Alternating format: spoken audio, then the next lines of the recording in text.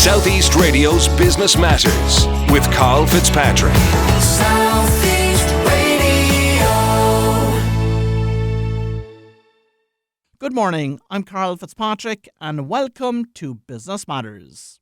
Well, following the publication of the July job stimulus and with Budget 2021 just around the corner, I have invited Ronan Furlong from PwC to join us on this morning's show to evaluate the support package and to highlight the actions which PwC would like to see in October's budget. Ronan, you're a tax partner with PwC and we'll be discussing PwC's pre-budget submission for the Irish SME sector. But first, I'd like to gauge your thoughts on the recent July job stimulus. What is your overall assessment of the stimulus package? My overall assessment is very positive. A lot of what we looked for in our pre-budget submission is actually contained in the document in one form or another. They didn't go exactly with every iteration that we'd suggested, but in terms of the broad headings, there was a lot that actually was achieved that we were very happy about. So just very briefly, for example, we wanted to see the warehousing for the VAT in the PAYE extended. That was in there. We wanted to see retrofit measures in there, that support expenditure. That was in there. We wanted to see some creativity around the use of corporate losses, which are unfortunately inevitable in 2020. That's in there. We wanted to see support for online presence, to support companies in moving online and embracing the digital agenda that, most companies have been forced to deal with in a very short time frame. That's in there. We wanted to see training, supports and upskilling, and there's a 200 million package in there, which we're really delighted about. And we wanted to see, in particular, more cash supports in the form of grants. That's in there. And we'd also, a number of measures on the demand side, some of which were addressed. A striking element of the plan for me was the drastic reduction in the employment wage support scheme from €410 per week per employee down to €203 per employee per week. Is this a cause of concern for your clients?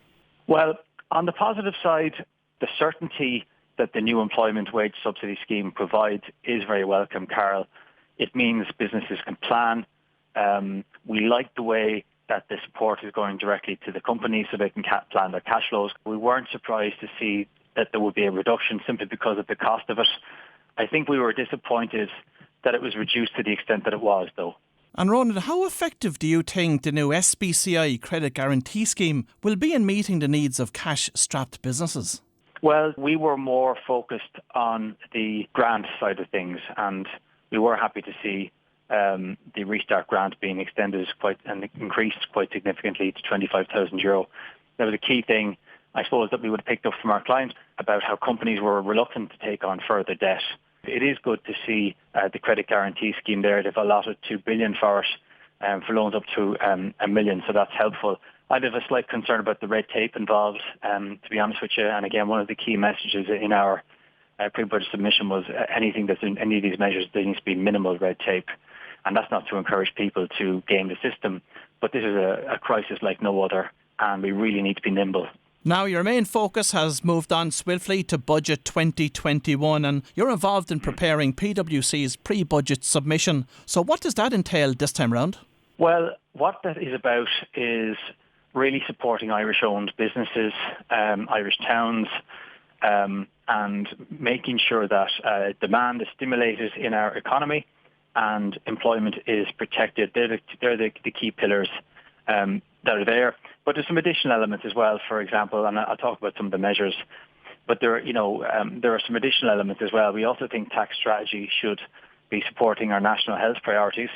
So just to give an example of what we're suggesting there, perhaps this is more relevant for Dublin, Cork, Galway, Limerick, some of the larger, urban centres, but is to basically promote remote working. People are being encouraged by the government to remote work where they can. And there's an obvious benefit for the environment, but also for our transport system, but also for the whole public health side of it. So, the pandemic won't be able to spread as much if people are able to work remotely. So what we're saying is there needs to be measures there to support that. So we're suggesting a tax credit of €250 for employees who opt to work remotely for up to 3 days a week. We're also saying that businesses should have enhanced allowances where they have to incur expenditure on additional screening and other protective measures required to meet their COVID-19 responsibilities. and also that there should be enhanced allowances available for employers who have to spend money on providing additional, whether it's IT infrastructure or additional fixtures and fittings for employees who do opt to work remotely. And Ronan, talk to us about the proposed borrow back tax paid scheme and how PwC envisages this working. The idea how the scheme will work would be a company could borrow back up to 25% of, for example, the payroll taxes that they pay in 2019. Revenue already have this information available through the real-time reporting framework that was introduced in 2019 also. So it's actually could be relatively easy to administer. It's interesting the Revenue are administering the new employment wage subsidy scheme, and in fairness to them, they have shown themselves to be very skilled at administering these large nationally rolled out schemes within a quick space of time. So this is something, they have the information available. The funds can be lent back, obviously, at a zero rate. And, it would be a quick way of getting additional cash supports without involving third-party finance institutions, which, let's face it, with the best will in the world, that can slow down the process. And as I say, it's about eliminating the red tape. And are there any other initiatives which, if implemented, could deliver much needed cash for struggling companies? We think more could be done on the losses, to be honest with you. We think a bit more creativity. So there have been measures introduced, Karl, in the July stimulus whereby a company can use half of its 2020 losses in an accelerated manner. But we'd be looking to, I suppose, go further, or we were pushing in our documents that would go further than that. We were saying that losses should be able to be brought back 3 years, so you could really maximise the use of the losses and get an immediate refund of tax paid in previous years, again, freeing up cash flow back into companies. So, another thing that we think is definitely warrants thinking about is, and I'm seeing this in practice, a lot of companies are cash starved, and what they're doing is they're talking to angel investors, but also, they often don't want, it's not so much a capital injection by way of loan, by way of share capital finance, because that takes time, you need shareholders agreements, etc. What they're looking for are short-term loans to keep them afloat. And what we're saying is to incentivize, third-party investors effectively to provide that kind of finance, is that they would get a tax credit for any loans provided to companies. Again, within a simplified, scheme, it could be based on, say, the 20% rebate, something like that, based on the standard rate of tax. So we think that has a lot of merit. And again, there is currently the EIIS relief, which does deal with share subscriptions, formerly known as BES. People might be more familiar with the BES model, but it's the same type thing. So this would just be an extension of that. And again, it's all about getting cash back to companies. And Ronan, the submission also contains ideas for stimulating demand in the economy. What are the necessary actions that government need to take in order to achieve this? Well, one of the things that we were, I suppose, disappointed about, to be honest with you, we were glad to see the support for the hospitality sector in the document. And, that was welcome. But what we had been pushing for was a reduction in the hospitality rate from 13.5% down to 5%. As is well known, that did prove to be very successful when previously introduced, the famous 9% rate of VAT. And I think the signs were that they were very open to looking at the 5% rate, bearing in mind that, our nearest neighbour has gone and done that, and they've introduced, so you can drive, 200 miles up the road from Wexford, and you can buy something, you can avail of hospitality there, and it's at the 5% rate. So, we were disappointed not to see that introduced, but as I say, there is still the budget to come. That time will come very quickly, and I think we'd be urgent that would be looked at in particular, because the hospitality industry has been absolutely hammered. I suppose one of the things that we're concerned about, Karl, is when a job is lost, it's so hard to replace it, because it's not as though a job is lost and an employer makes a decision, I'll just replace that now when things turn back up.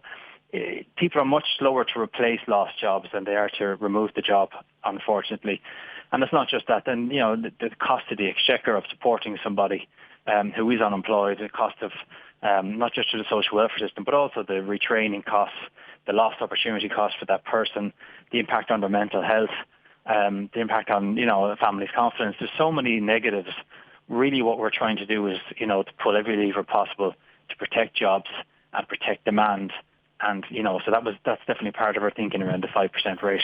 And Ronan, as the economy comes to terms with the aftershock of the COVID-19 lockdown, and of course with Brexit on the horizon, what is your economic outlook for the next 12 months? Brexit is a huge challenge, and unfortunately, if you're to read the official narrative, it looks like it could be very difficult in achieving even a basic trade deal with the UK. I still believe a deal will be done, and it's not because I'm a kind of a woolly-eyed, rose-tinted optimist. I just think it's in both sides' interest to do a deal. I think it'll probably be quite a limited deal. I think there might be a bit of give on the fishery side, to be honest, by the European Commission, and then the give on the UK side will be on the regulatory oversight and stuff like that. So I think a basic deal, which probably would involve zero tariffs, and look, that would be positive. It's not perfect, obviously, and it is far. It's a big step back from the current trading benefits enjoyed between ourselves and the United Kingdom. But I nonetheless, it's a lot better than getting into the WTO tariff environment. So I do believe, and I hope I'm right, that a deal will be done, notwithstanding the negative mood music that's out there. Obviously, only time will tell. I also think, again, I don't want to, veer beyond my sort of area of specialism, which is obviously taxation. But again, I think the vaccine is really important. I think if there will be some sort of a vaccine or even a number of different vaccines, then that totally changes the economic outlook.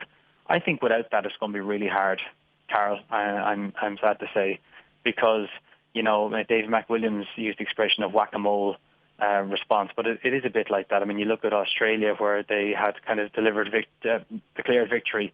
And then, obviously, at Melbourne, it flared up, and now it's flaring up elsewhere. And, it's very, very hard to avoid those kind of situations with the best will in the world, where it will be flaring up, and there will be these, maybe hopefully limited spikes and, geographically limited spikes, but that will impact on the economy. So I think there's a lot riding on a vaccine. And without a vaccine, it's going to be a tough 18 months or so. What is your parting advice for the SME business community across the Southeast this morning? Well, I think it's a number of things, actually. First of all, purely from a Wexford perspective, because that's what we're most interested in, or a Southeast perspective, they have announced 500 million of supports for, rural and town settings, for upgrading town settings, for school building, for cycle tracks, for walking tracks. I mean, that is something that, one would really hope that the Southeast can benefit from. We're the most beautiful county in Ireland. We have an amazing coastline. Has been talk of, greenways, and I know there are plans afoot, but I think they really need to be accelerated where possible. I do appreciate there are some planning issues with the Raven Point one, but what about the Rosslare one? What about, from Exetertown to Rosslare? What about, Rosslare then on? All of that needs to be accelerated. There is an opportunity there. There's a willingness there. The Greens are in government. So I would sort of encourage, our local politicians to really look at that aspect of it and see, can those funds be accessed, to upgrade our schools and our local tourist infrastructure, because that's really crucial for us here in the Southeast. I think as well, on a more mundane level, in terms of, SMEs operating in the Southeast, what I'd be saying is, look, it's all about the cash flow models. It's all about, looking at the supports that are available and availing of them as much as possible. Like, there are significant grant supports, as I mentioned, the significant increase in the Restart grant.